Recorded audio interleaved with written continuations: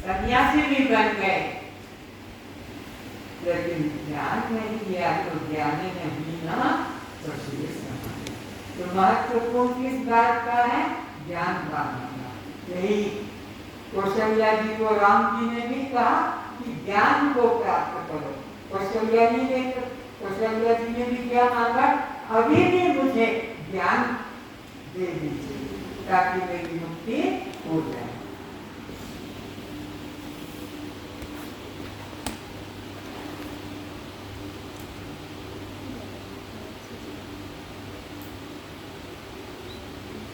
तो आप कब सोते हैं? रात को 10, 9, 11, 9 से 10। अभी भी सो रहे हैं। मोह निशा सब सो रहे हैं। अज्ञान निद्रा, कर्ता भाव, जीव भाव, देह भाव। कर्ता भाव नोट करो, कर्ता भाव, जीव भाव, देह भाव, ये तीनों भाव सोने के हैं। देह भाव, कर्ता भाव, जीव भाव, देह भाव, कर्ता भाव, जीव। अपने को देह माना, सो रहा है। अपने को कर्ता भोक्ता माना, सो रहा है। और अपने को जीव जाना, सो रहा है। सो कापी चाहिए गाड़ी वाले बाबा तो कापी मिल जाएगी, लिखना हो तो पैसा नहीं लगेगा। क्या लिखना जानते हो ना? बोलो। आपको कापी मिलेगी मुफ्त में, आपको पैसा नहीं देना पड़ेगा। लिखो कल्याणकारी।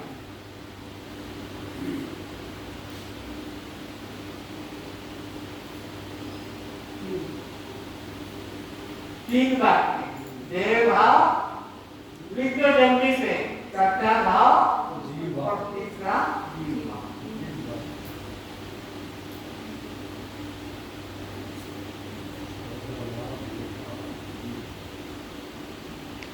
तो ज्ञानी अपने को सोया होता है कि जागा माना जाता है?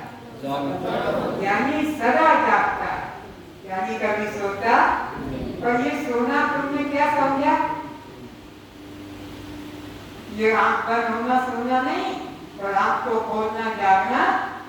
दृष्टा साक्षी आत्मा कस्त्व, बस ये जागना। कस्त्व दृष्टा साक्षी आत्मा। दिन में एक बार भी जग गया तो तुम जाग गए,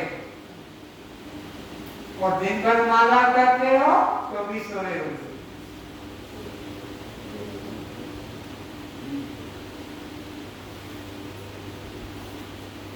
मृत्यु की कौन सी तारीख होती है? कौन सा महीना? कौन सा वर्ष? कोई वर्ष नहीं, कोई महीना नहीं, कोई पक्ष नहीं, कोई तिथि नहीं, कोई घंटा नहीं, कोई मिनट नहीं। श्वास, श्वास ही मृत्यु है। इसीलिए कहा श्वास श्वास में नाम सुमित, वृथा श्वास मत हो। अरे ना जाने इस श्वास का आवरण हो, इसलिए श्वास ही मृत्यु। कब मृत्यु होगी कोई पता? इसलिए हर श्वास को आखिरी जानो, हर श्वास को अंतिम जानो। किस श्वास में प्राण निकल जाए कोई भरोसा? तो हर श्वास में सो ये भाव रहेगा तो कल्याण। ना कोई माला पकड़ना है, ना कंठी गले में डालना है, ना दाढ़ी ऊंचा रखना है, ना हमको कोई बाहर का पाखंड करना है। बस एक ही चिंतन रहे, मेरे तो गिरधर गोपाल मतलब परमात्मा। सो हम एक ही भाव रहे। युधिष्ठिर दान देता था और उसके पास लोग आते थे, लाइन लगा के देता। आखिरी में एक ब्राह्मण को कहा कल आना, कर दे दूंगा। ये जब कह दिया तो भीष्म उसका भाई खुशी में चिल्लाने लगा, बहुत अच्छा, बहुत अच्छा, बहुत अच्छा। उसको खुशी हो गई कि मेरे भाई ने कहा कि कर दूंगा, तो दीपक जलाए, फटाके छोड़े। तो पूछा भाई ने कि किस बात की तुझे दीपक जलाए, किस बात के फटाके छोड़े, किस बात का ये नाच गान कर रहा है? बोले इसलिए कि तुमने इस ब्राह्मण को कहा कल आना, कल दान दे दूंगा, यानी मेरे भाई यानी तुमने मौत को अपनी मुट्ठी में बांधा। कल के कहा ना, कल तक का तुमको विश्वास है कि कब तक जिंदा रहोगे, इसलिए मैंने तुमको दान किया, दीपक जलाए, फटाके छोड़े। तो मौत का कोई भरोसा, यहाँ कोई मोबाइल लेकर बैठा है, ऑन करके तो निकल जाए बाहर, ऑन वहीं से ऑफ कर देना चाहिए अंदर आते समय। ये पाप है, सबका ध्यान छूट गया और तुम्हारे उस आवाज में गया। तो भगवान से मन हटाकर तुम्हारा मोबाइल में आवाज खींच लिया तो तुमने पाप किया। अभी भी कान में लगा के सुन रहे हो कि है लाइन की बंद है, समझ रहे हो? आपके मोबाइल की आवाज जिन जिन के कान में पहुंच गई, उनका मन भगवान से हटकर संसार में लग गया। तो ये धर्म की पाप, भगवान से हटकर और संसार में मन चला गया। इसलिए दरवाजे के अंदर आने के पहले चप्पल जूता खोलते हो वहीं पर बंद कर दो। और जगह तो हम सत्संग वहीं रखवा देते हैं, ऑफिस में और जगह सत्संग जहाँ होता है ऑफिस में ही मोबाइल रखवा देते हैं। आते समय सत्संग में, जाते समय ऑफिस से लेकर जाते। ये नियम हमारे सत्संग का। पर यहाँ के गरीब लोगों को देखकर, गरीब जो हैं कि धर्म में रुचि नहीं है इसलिए गरीब हैं, इनको दया करके छोड़ दिया, अंदर आ जाते। नहीं तो हमारे सत्संग में सब लोग धनी लोग आते हैं। धनी का मतलब है जिन्होंने कर्म कर लिया, शांति नहीं मिली, उपासना कर ली, शांति नहीं मिली, योग कर लिया, शांति नहीं मिली, समाधि कर ली, शांति नहीं मिली, तीर्थ कर लिए। ये लोग धनी लोग हैं जिनको सत्य की प्राण व्याकुल है, उनको फिर यहाँ का नियम से रहना पड़ता है।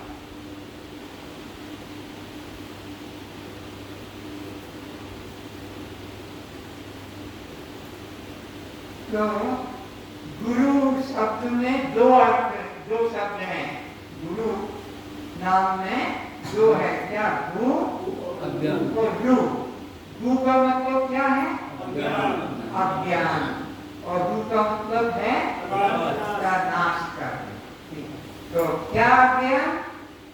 परमात्मा का, आत्मा का अपने असली रूप का ज्ञान है।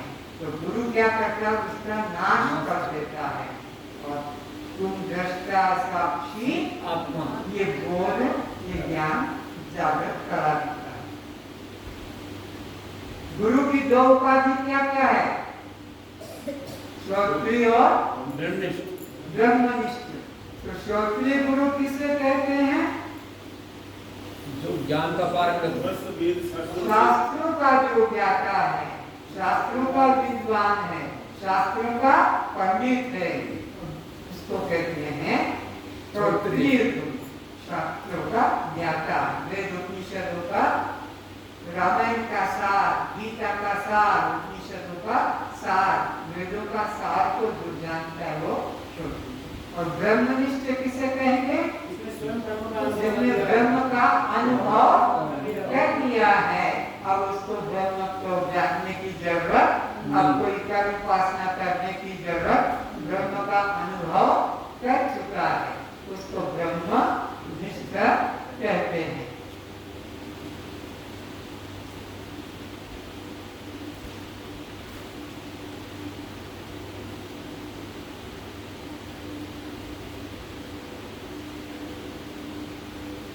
अब जो पढ़े लिखे लोग हैं वो तो लिख लेंगे।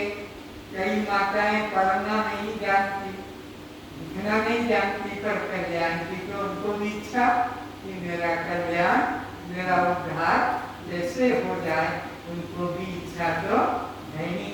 तो वो कैसे होगी? वो बस सार बात पकड़ लें, ये शरीर में नहीं। इसका जन्म मरण मेरा जन्म मरण नहीं है। इसकी भूख प्यास मेरी भूख प्यास नहीं है। इसका सुख दुख मेरा सुख दुख नहीं है। मैं तो दृष्टा साक्षी आत्मा। बस 3 से मन हटा दो और 1 में मन जोड़ दो। कौन 3?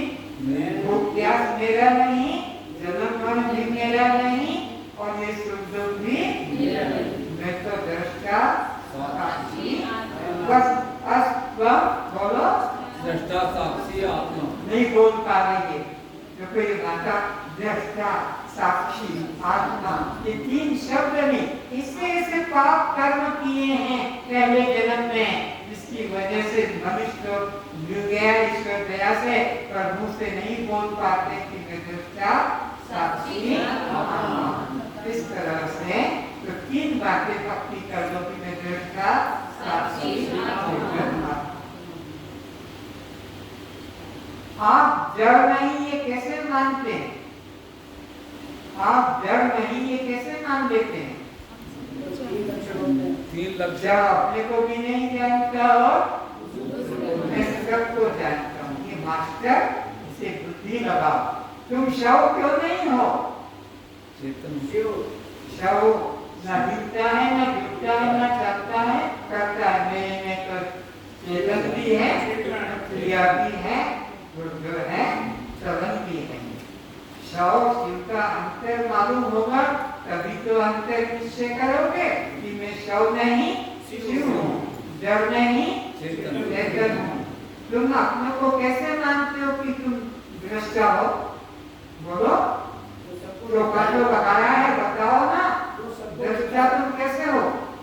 जो सबको मैं सबको जानता हूँ।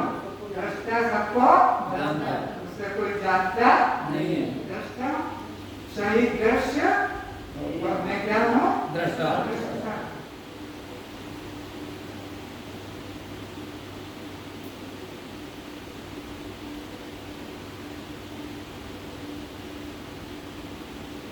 नोट करो पंच ज्ञानेंद्रियां तुम्हारे शरीर में है।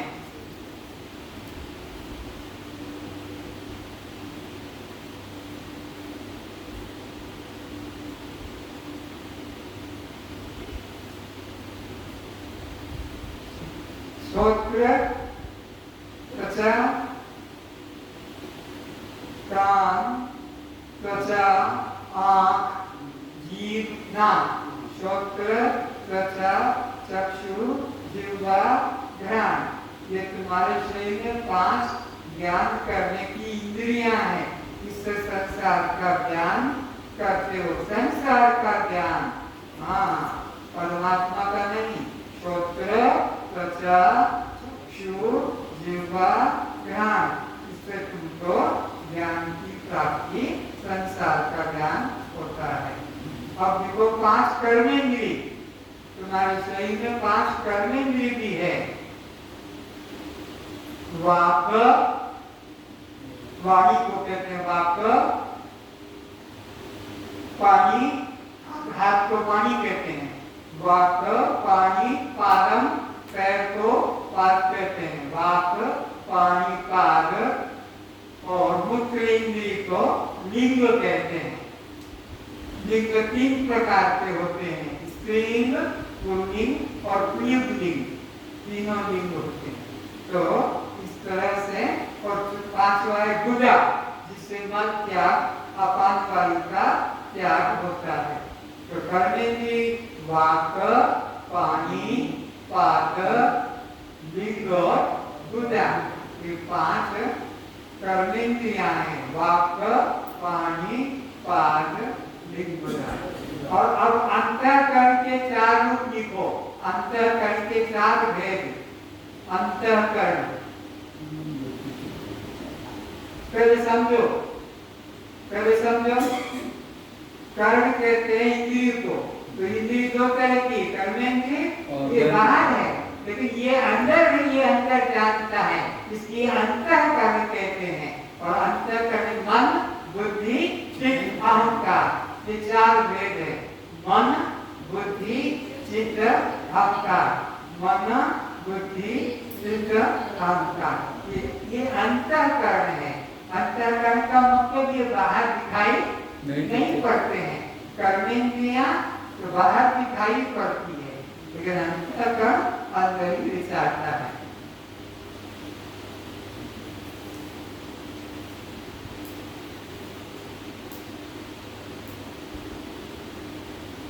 मार्ग भी दो प्रकार के, नोट करो, स्वयं मार्ग और प्रेम मार्ग। मार्ग भी दो प्रकार के हैं, स्वयं मार्ग और प्रेम मार्ग।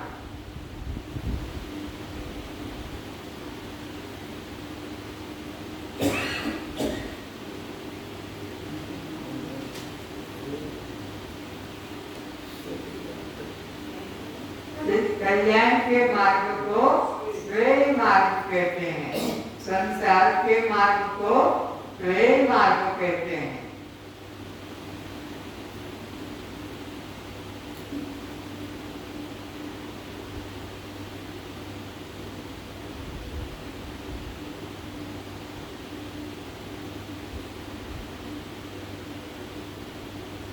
भगवान क्या कहते हैं सुनो, गीता के 2 अध्याय के 69 श्लोक में क्या कहा सुनो।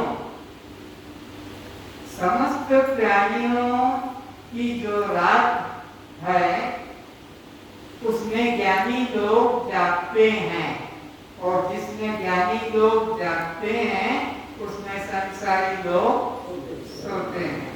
तो किसमें जागते हैं? परमात्मा के चिंतन में जो लगे हैं वे जाग रहे हैं, और जो संसार के चिंतन में लगे हुए सो रहे हैं। तो अब ये जितने बैठे हो तो किसमें जगे हो? परमात्मा के चिंतन में, इसलिए तुम जाग रहे हो। और जो लोग इस चिंतन में नहीं है, इसके बाहर बैठे हैं, ऑफिस में बैठे हैं, दुकान में बैठे हैं, और भी व्यापार में, बाहर के खेल कूद में, मोह निशा सब सोने वाली। तो सोना क्या है और जागना क्या है ये शास्त्र बताएगा, ये बाहर के लोग नहीं बता पाएंगे।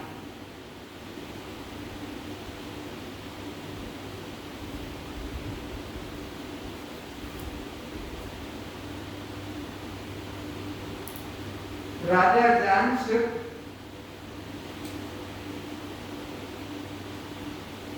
अपने गुरु से पूछता है कि मेरे उद्धार का कोई रास्ता बताओ।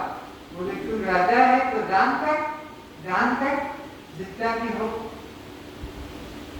और वो सोया हुआ है छत के ऊपर, और हंसों का समुदाय जा रहा था, हंस लोगों का। तो मन में कि मेरे बराबर कोई दानी नहीं, मेरे बराबर कोई दानी नहीं, मेरा दान सबको प्राप्त होता है, ये सबसे बड़ा दानी है। इस तरह विचार कर रहा, और हंसों का समुदाय निकला तो पीछे वाला हंस आगे वाले को कहता है, अरे समझ के रूना, ये राजा जामशुद का नाम है, ये बहुत दानी है, इसका पुण्य छूट जाएगा तो गिर जाएगा। तो उसको और घमंड आ गया, ज्यादा मेरे बराबर मेरा पक्षी लोग भी गुणगान करते ना, मैं दानी हूँ। तो आगे वाले हंस ने पीछे वाले का जामशुद की महिमा गा रहा है, क्या तुम उस व्यक्ति मुनि को नहीं जानता जिसके बराबर विश्व में कोई भी ज्ञानी और दानी नहीं है? वो सुन के राजा जामशुद को धक्का लगा, ये कौन व्यक्ति मुनि है? वो तो हंस कह के चले गए, और इसको नींद नहीं आई। सुबह अपने मंत्री से कहा, पता करो ये व्यक्तिवान गाड़ीवान कौन है। तो सारे नगर में ढूंढ लिया, कहीं नहीं मिला। महाराज हमने तो ढूंढा, कहीं निकला। अरे वो ऋषि मुनि है, जंगल में मिलेगा, शहर में नहीं मिलेगा। फिर पता किया, फिर क्योंकि गाड़ी के नीचे बैठा था और अपना रस्सी बना रहा था, सूतों को इकट्ठा करके और रस्सी बना रहा था। और आप रक्तवान है? बोला हाँ, मैं रक्तवान गाड़ीवान हूँ। बस राजा को बता दिया कि वहाँ जंगल में एक टूटी गाड़ी के नीचे एक साधु बैठा है, जिससे बदन पर कपड़ा नहीं है, निगोर लगाकर बैठा है, तो वो रक्तवान। तो वो कुछ कपड़े, कुछ धन, हीरे, सोना, मणि, माणिक लेकर कहा कि आप इन्हें स्वीकार करो और आप जो विद्या जानते हो वो विद्या मुझे प्रदान करो। तो क्या झगड़ा किया, राजा को कहा, तो अपमान लगा कि मेरे को अपनी खुद को तो देखे कि न रहने का, न पहनने का, न कोई कपड़ा, न साधन, और खुद है मेरे को कहता है, चढ़ा क्या से? सोचा कि इसके पास जो तत्व है उसको जानना है। सोचा, घर गया, लड़की थी जवान, पिताजी भोजन करिए, बोले भूख नहीं।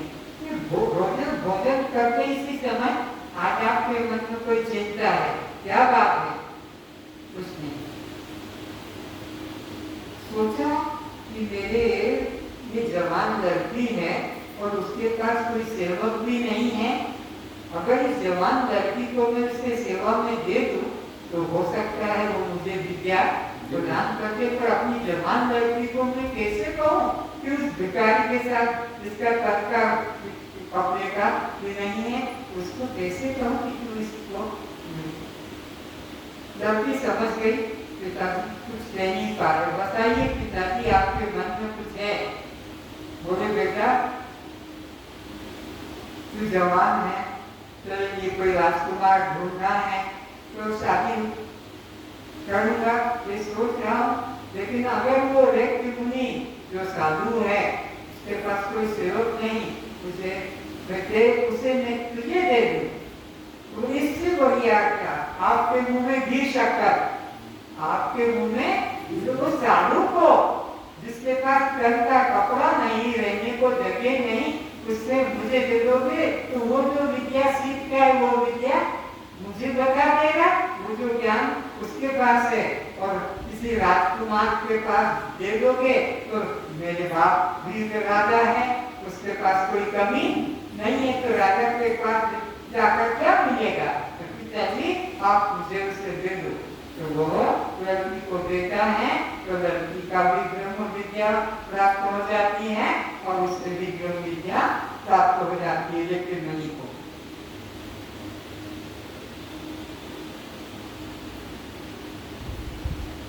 तो बताइए सब किसे कहते हैं? जिसका कभी नाश नहीं, जो हमेशा रहता है, जो हमेशा रहता है, इसका कभी नाश नहीं। बहुत अच्छा। तो चित्त किसे कहते हैं? सबको जानता है, उसे कोई नहीं। तो असत किसे कहते हैं? उसका नाश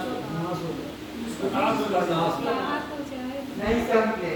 असत कल बताया था, आज नहीं बता पा रहे। असत किसे कहते हैं?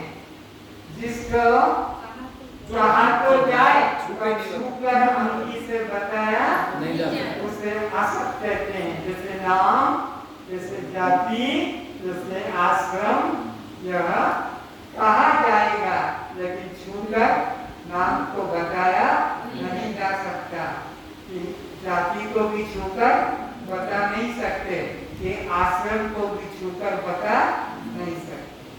तो असत है नाम, जाति, आश्रम।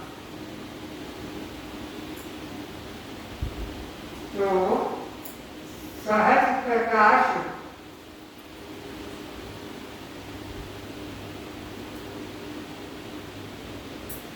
चंद्रमा का जो प्रकाश है वो स्वयं प्रकाश है कि पर प्रकाश?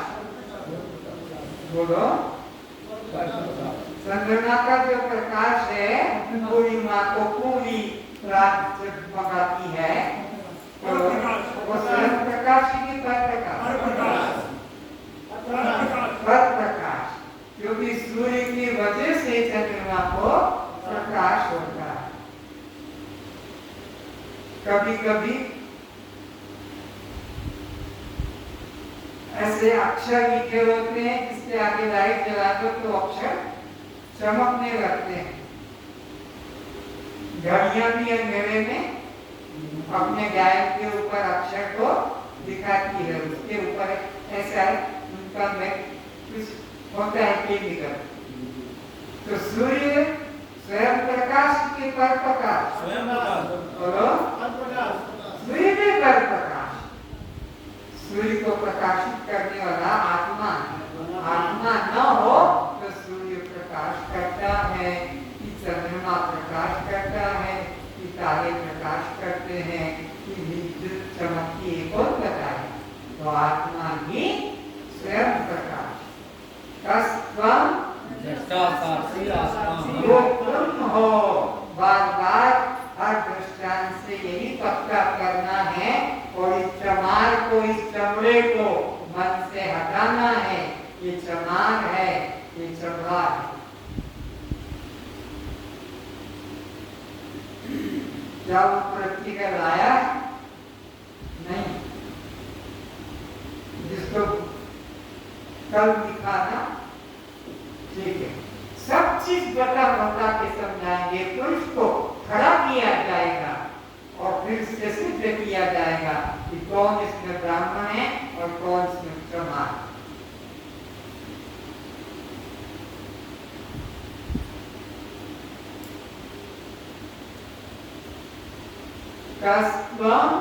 दृष्टासाक्षी आत्मा।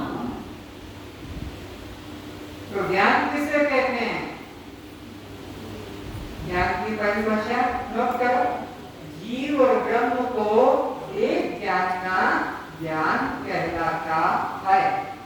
जीव और ब्रह्म को एक जानना ज्ञान कहलाता है। तो माताओं मेरे साथ बोला करो मन मन में। मैं बोलता हूँ 2 बार 3 बार, तुम मन में बोलो। जीव और ब्रह्म को एक जानना ज्ञान कहलाता है। और अज्ञान किसे कहते हो भी लिखो। जीव और ब्रह्म को अलग अलग जानना, जीव और ब्रह्म को अलग अलग जानना अज्ञान कहलाता है। जीव और ब्रह्म को अलग अलग जानना अज्ञान कहलाता है। जीव और ब्रह्म को अलग अलग जानना अज्ञान कहलाता है।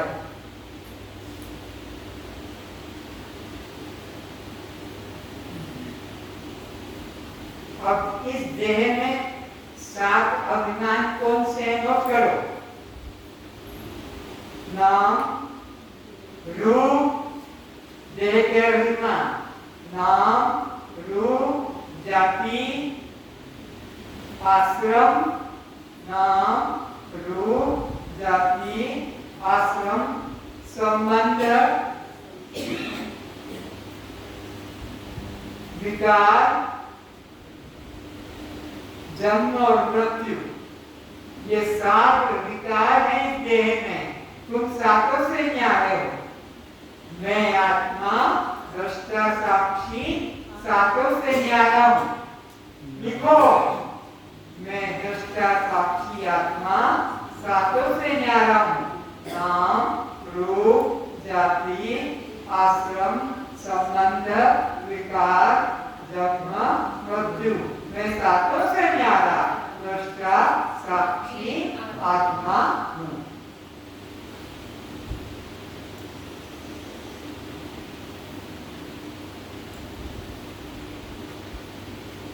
यह जीव, उत्तर देना। इधर देखो, यह जीव कितने लाख जल में रहने वाले जीवों में गया? जल में 9 लाख प्रकार के। आकाश में उड़ने वाले कितने जीवों में गया? 10 लाख। 10 लाख। जमीन में छुपकर रहने वाले कितने जीवों में गया? ये 11 लाख। तो फिर स्थावर जंगम योनियों में पेड़ पौधे लता पहाड़ मिट्टी घुसना चांदी धातुओं में कितने? 20 लाख योनियों में। और पशुओं की कितनी योनियों में ये गया? 30 लाख। 30 लाख प्रकार के तो जो इसमें बैठा है। सोचो ये जो साड़ी ब्लाउज पैंट शर्ट में बैठा है, दाढ़ी मूछ टोपा लेकर ये पैंट शर्ट पहनकर ये जीवात्मा कितने में भटक के आया है? 84 लाख। कब हमको करी कर्मा नरदेही बड़े भाग्य बाबा। 2 चांद से चलने वाले 4 लाख प्रकार के हैं, इसमें से मनुष्य सबसे रूप भी, प्रेत भी, यक्ष भी, किन्नर भी, राक्षस भी, चांडाल भी, चोर भी, सब 2 चांद से चलते हैं। लेकिन ये जो मनुष्य जीवन है ये सबसे श्रेष्ठ योगी।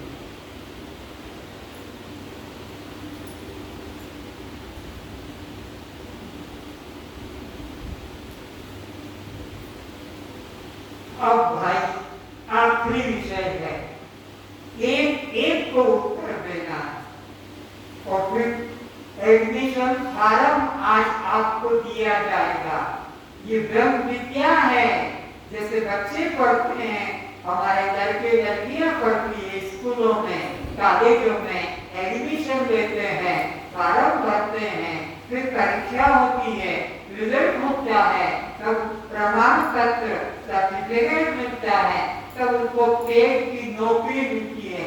यहाँ भी वही सब काम होगा, पर पेड का धंधे की नौकरी का ये विद्या, ये मुक्ति पाने की विद्या है। इसमें परीक्षा आपको फॉर्म भरना है, नाम, जाति, आश्रम, उम्र लिखना है। और आपने ये फॉर्म क्यों भरा है? बेटा बेटी के लिए नहीं, खेती व्यापार नौकरी के लिए, मुक्ति पाने के लिए फॉर्म में पूछा, उत्तर देना 10 करके। तब आपको कल से गुरु ज्ञान दिया जाएगा, गुरु ज्ञान जो बाहर कहीं आपको सुनने को नहीं मिलेगा, मिलेगा तो समझ में भी। यहाँ कल से आपको गुरु ज्ञान, नोट करो, पंच महाभूतों से मुक्ति। कल का गुरु ज्ञान क्या होगा? पंच महाभूतों से मुक्ति। अब दिन तारीख बदल लो, कल के बाद दूसरा दिन और तारीख क्या है ये पता नहीं, बदला तारीख बदली, कल की तारीख में 5 महाभूतों से मुक्ति।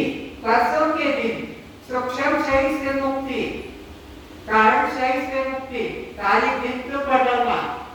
उसके आगे के दिन 3 अवस्थाओं से मुक्ति, 101 वर्ष का ज्ञान। देखो ना, तो मास्टर होके कैसे बुद्ध बन जाते। तीसरे दिन की बात बता रहा हूं, क्या हुआ नहीं लिखा कि इधर भी देखता उधर भी देखता, दो पन्ने क्यों पलटता? जवाब दो, जवाब दो, ये पन्ने इधर क्यों पलटता? इससे ज्यादा एक जगह दोबारा बोलो, फिर से बोलो। 5 महाभूतों से मुक्ति, फिर वे करना पड़ता। एक ही जगह लिखो ना, जो जगह तो जाओ। तारीख लिखो कल की तारीख लिखी, कौन तारीख है कल? 13 तारीख को लिखो, सूक्ष्म शरीर से मुक्ति, कारण शरीर से मुक्ति। 13 तारीख सूक्ष्म शरीर, कारण शरीर से मुक्ति। लिखा नहीं लिखा, फिर करना पड़ता। हाँ, तो आगे लिखो 14 तारीख 3 अवस्थाओं से मुक्ति।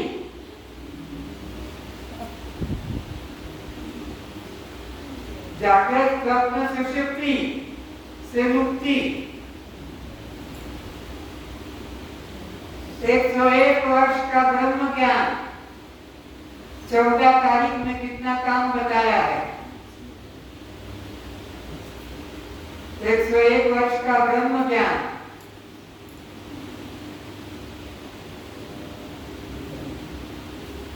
15 तारीख लिखो, पंच भ्रांति से मुक्ति।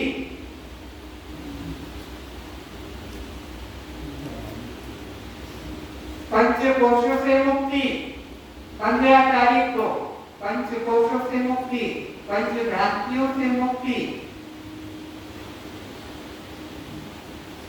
मैं सच्चिदानंद आत्मा हूं का अनुभव।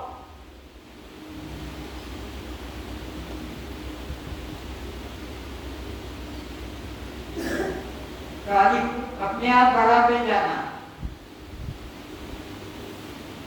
फिर महावाक्य शोधन, खाली बढ़ाते जाना।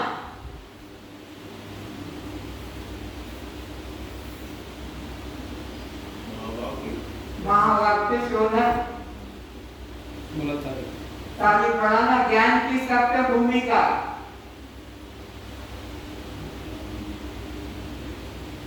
परीक्षा लिखित रूप में, परीक्षा मुखाग्र,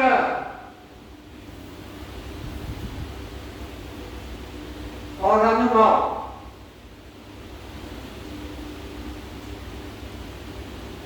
और लास्ट में प्रीति भोग, सब लोग मिलकर प्रसाद देंगे यहीं पर बैठ के। आखिरी में प्रीति भोग, ब्रह्म भोज भी कहते हैं। ये आपके लिए है, कल से उसका फार्म भरेंगे। आज कहाँ फार्म लेके आओ, एक फार्म दो, एक लिखो नाम उसका कागज में अलग पूछ कर लिखते जाओ।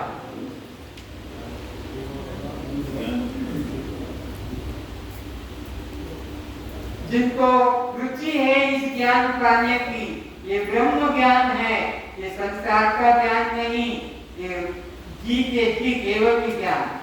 तो जिनको एक फार्म देते जाओ, खुशियों में क्यों कब दे दिया? दे दिया। जिनको फार्म नहीं मिला है बोले, कोई पैसा नहीं, कोई दक्षिणा नहीं, कोई चेला गुरु बनना, शिष्य बनना नहीं, कोई संप्रदाय नहीं, हर बंधन से मुक्ति है। कोई को किसी बंधन में नहीं रहना। बस हो गया।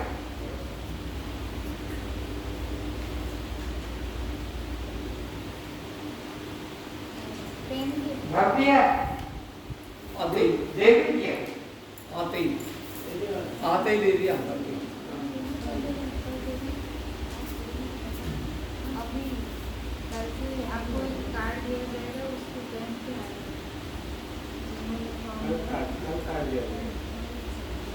है नहीं है? पेन नहीं, आज ही देना है अभी। पेन पेन तो नहीं, अपना नाम परिभाषा लिखो, परिभाषा लिखो। विवेक दो विधि वस्तुओं को पृथक पृथक जानने को विवेक कहते हैं।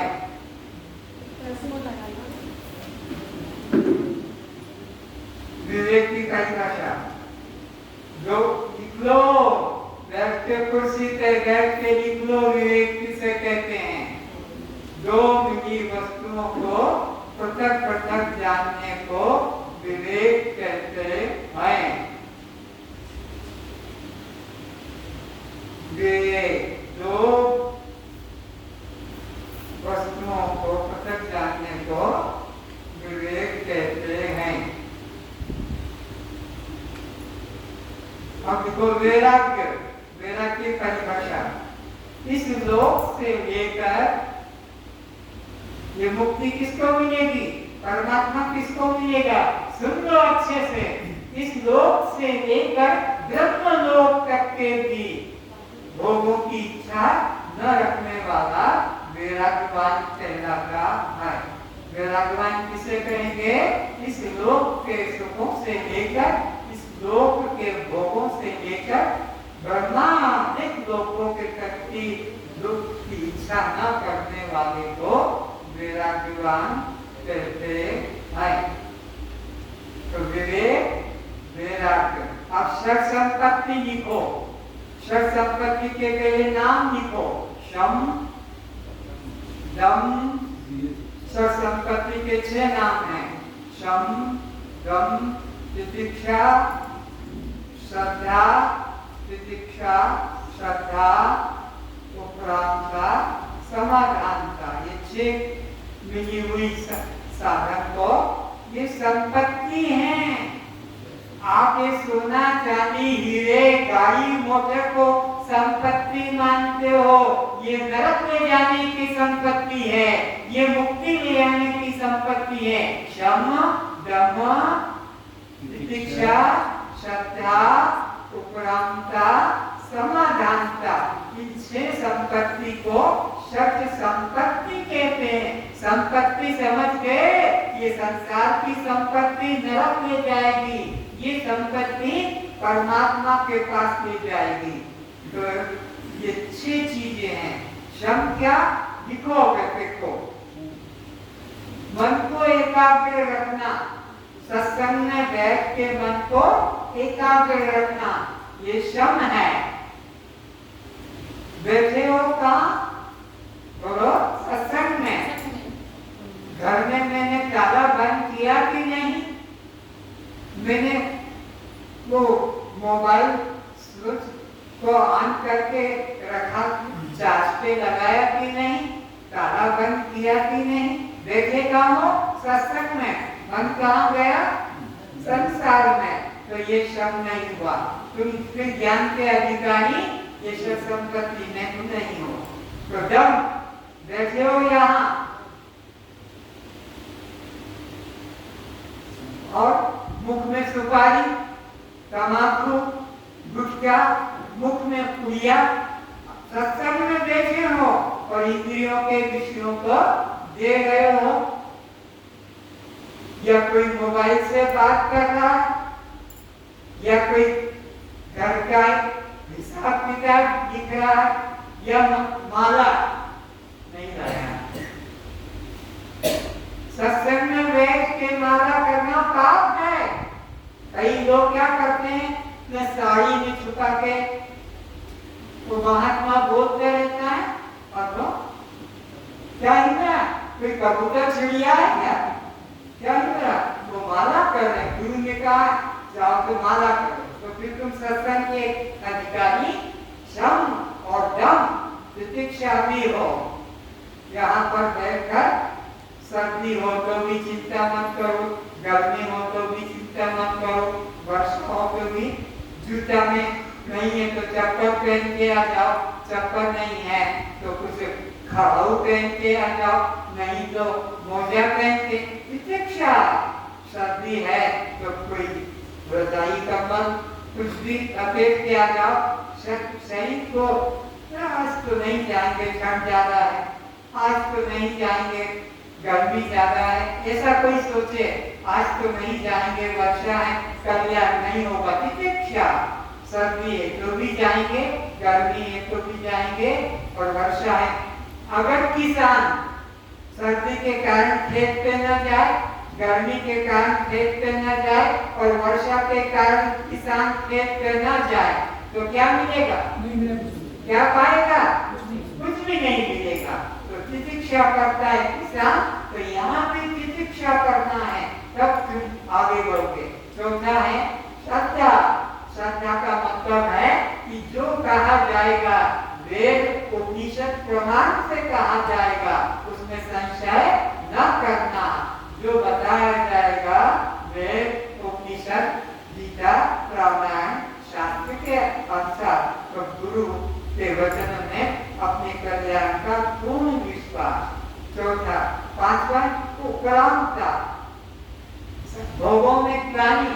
घर जाकर मेरे को ये खाना बनाना है, आज ये सब्जी लेके रास्ते से जाऊंगा, तेल लेके जाऊंगा, रास्ते से हो यहाँ और भोगों की विचार कर रहे हो कि ये जाके खाना बनाऊंगा। नहीं, भोगों का कोई सत्संग में विचार मत करो। उपरांता, भोगों में ग्लानि, कि ये शरीर जो है मलमूत्र का पिटारा भोग कर करके जो बना है, तो भोगों में ग्लानि करने को उपरांता कहते हैं। संसारिक भोगों में ग्लानि होने को उपरांता। और समाधानता, शांत प्रसन्न मुद्रा में बैठने को समाधानता कहते हैं। शांत, कुछ नहीं लिख पा रहे हो, शांत प्रसन्न मुद्रा में बैठकर मेरे को मौका मिलेगा ये पूछूंगा, प्रवचन के बाद ये पूछूंगा, मेरे को ये समय मिले, मेरे को 1-2 घंटा रास्ते मिल जाए, भाष लेता है, 1-आधा घंटा रास्ते मुझे दो, ये उपरांता समाधानता नहीं है। समाधानता का मतलब है शांत प्रसन्न मुद्रा में बस सुनना। और चौथा अंतिम है मोक्षता, केवल मोक्ष की इच्छा, और कोई इच्छा मत लेके जाओ गुरु के पास, केवल मुक्ति की इच्छा, केवल मोक्ष की इच्छा। इस तरह से 4 साधन हो गए। चौथे नंबर का क्या बताया? मोक्षता। पहला विवेक, दूसरा वैराग्य, तीसरा संपत्ति, शम दम तितिक्षा श्रद्धा उपरांता समाधानता, और चौथा नंबर है मोक्ष की इच्छा को मोक्षता। आज का विषय यही समाप्त किया जाता है। जिन प्रेमी भावियों को पुण्यशालियों को ये मौका मिला है, जिनके जन्म जन्म के पुण्य है, वो लोग इसमें भाग ले सकेंगे। साधारण व्यक्ति आकर बैठेगा और थोड़ी देर मुझ के चला जाएगा, बाद में आएगा, कोई 1 घंटे बाद आता है, कोई आधे घंटे। ये कल्याण के अधिकारी, इनको कल से नहीं आना है, जिनको टाइम पे आना है, यहाँ का टाइम क्या रखा जाए, वो लोग खड़े होंगे, वही टाइम पे सब आएंगे। 4 से 6 सबसे बहुमत ले लो। कल फिक्स टाइम 4 से 6। 4 से 6 में कोई आ नहीं पाता, 4:30 से 6:30 रखेंगे। तो क्या है आपकी जरूरत? 4 से 6। 4 से 6। 4 से 6 तो कल से लेट नहीं होना है।